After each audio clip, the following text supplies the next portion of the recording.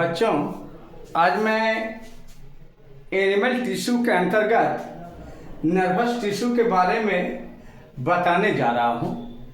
Nervous tissue एक ऐसा tissue है जो कि मैसेज को रिसीव करता है और ये ट्रांसमिट भी करते हैं। एक्चुअली ये नर्वस टिश्यू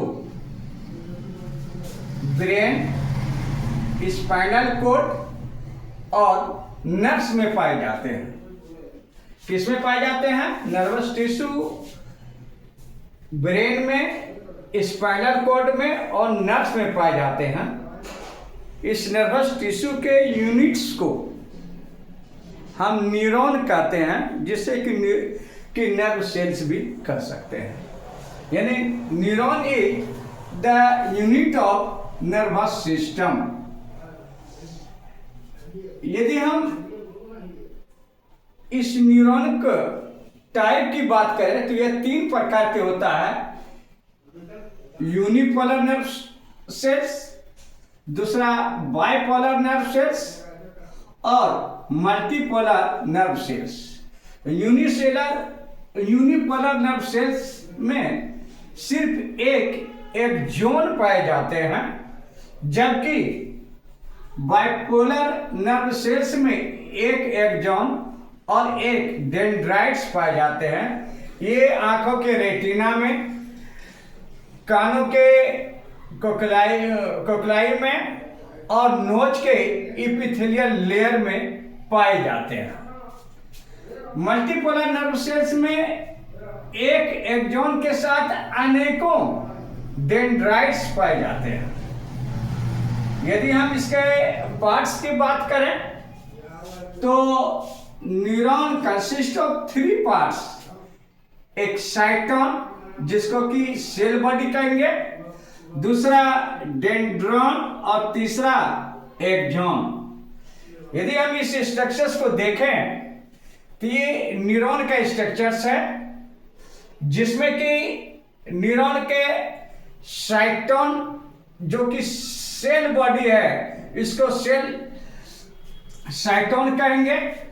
इस साइटोन के बीच में न्यूक्लियस पाए जाते हैं तथा इसमें गोल्गी बॉडी, माइटोकॉन्ड्रिया और सेंट्रियोल्स भी पाए जाते हैं। इस साइटोन से बहुत से एक प्रोसेस निकलते हैं, जिसको कि हम डेंड्रॉन कहते हैं। क्या कहते हैं?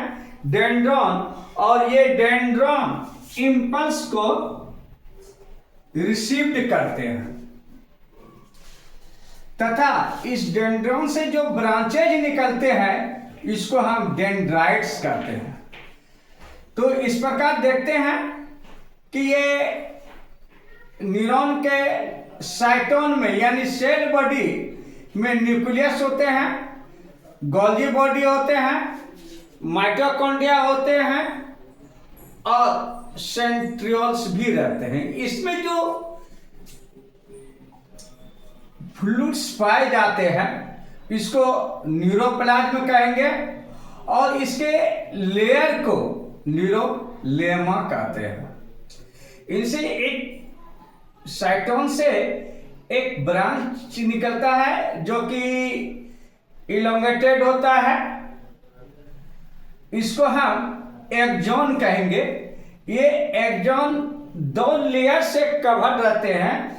पहला लेयर जो कि साइटोन से निकला हुआ है, उसको माइलिन शेथ कहेंगे और ये माइलिन शेथ न्यूरोलेमा के द्वारा घिरे रहते हैं। यानी 2 शेथ रहते हैं, पहला माइलिन शेथ, दूसरा न्यूरोलेमा।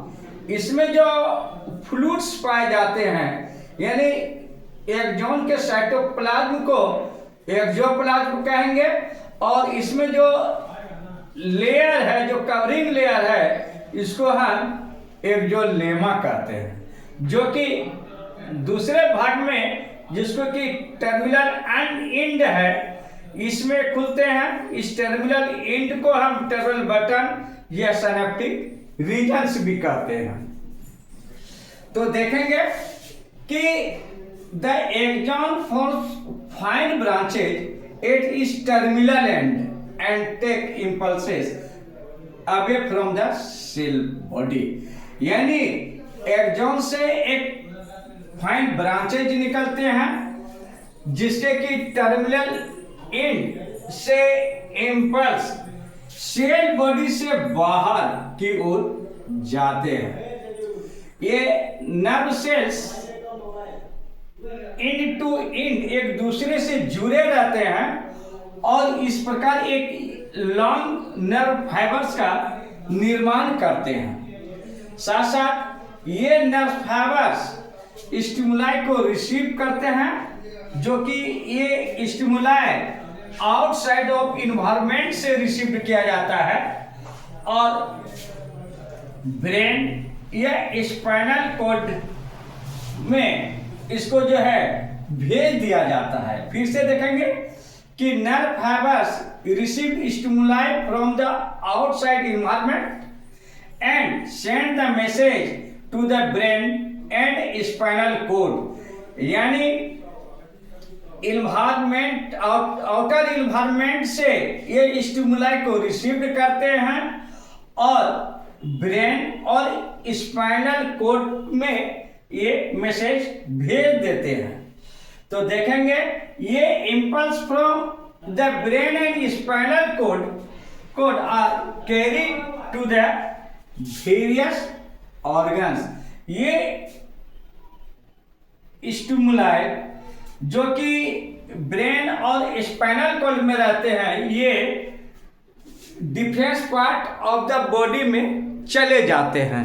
इस प्रकार नर्वस सिस्टम एक वैसा सिस्टम है जो कि पूरी बॉडी को सेंसेशन करने में मदद करता है, बाहरी वातावरण से हमें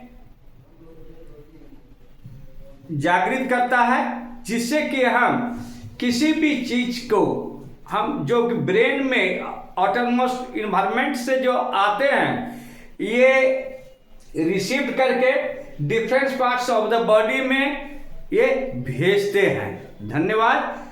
यदि आपको ये वीडियो बहुत अच्छी लगी हो तो सब्सक्राइब करना ना भूलें तथा लाइक जरूर करें। धन्यवाद।